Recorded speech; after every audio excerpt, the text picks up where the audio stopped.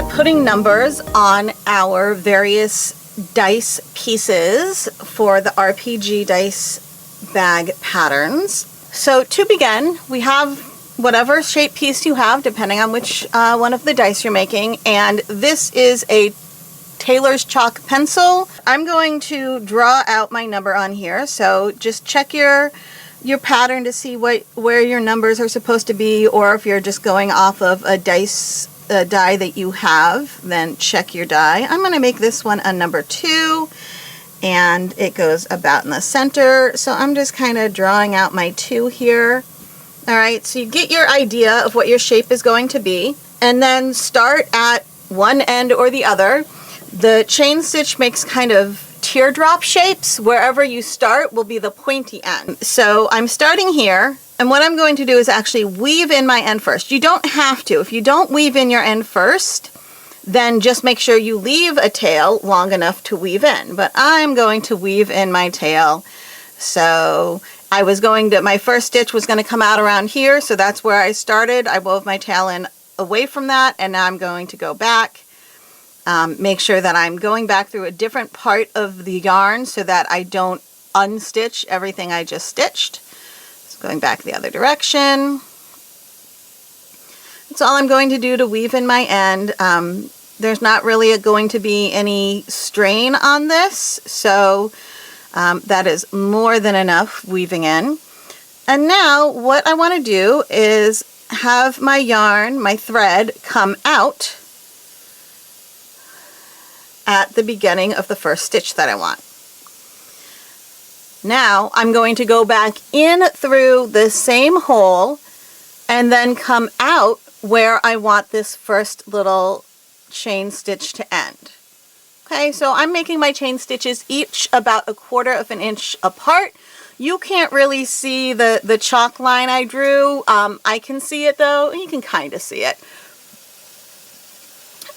So now we just pull, and what happens is as we pull, because I came out about 1/4 of an inch away and then made sure that I was in the center of the loop of the yarn that I made, the thread that I made, that will make a chain stitch. If I pull it tighter, if I pull it tight, it will not look so good and it'll start to pull the stitch this way. That's not what I want.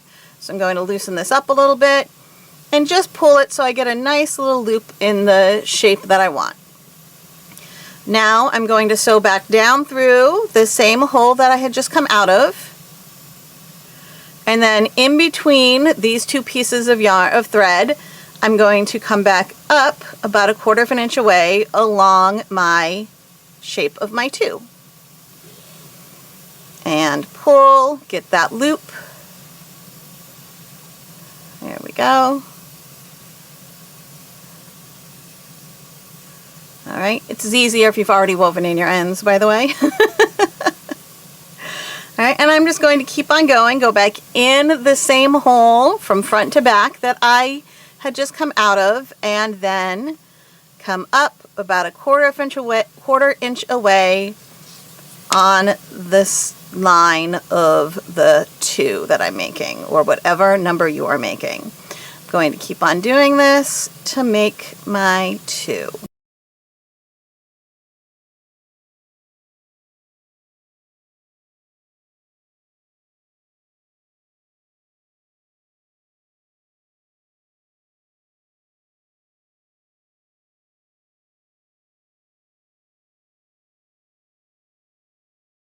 When you get to a spot where you have a corner, you might find that you want to kind of secure your stitch, okay? And there's a couple ways you can do that. When you go back down through the same stitch, you can actually go on the opposite side of the loop. So here's my loop, right?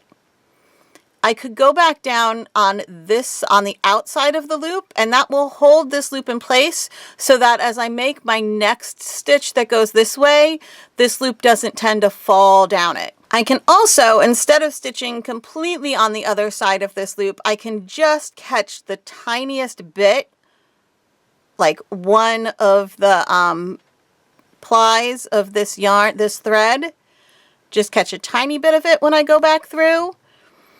And that will also secure that loop. Okay, so when I sewed back through here, I caught just a tiny bit of the thread. So there's a little bit of the thread on both sides of my needle. And now I'm sewing through and then coming back up. Make sure I'm in the middle of these two pieces so that my thread is coming up through this loop.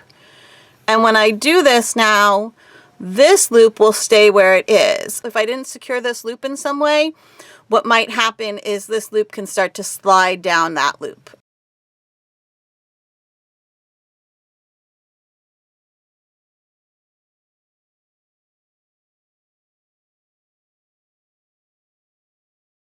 Once you have your last stitch done, you secure the last stitch by simply stitching through the same hole, but instead of stitching through the same hole from the inside of the loop, you just go to the outside of the loop and stitch back down through the same hole again.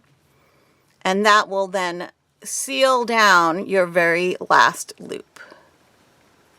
There you go. If you pull it too tight, it'll start to bury that, so you can just kind of loosen it up a little bit. You just want to get it just the right amount of pulling.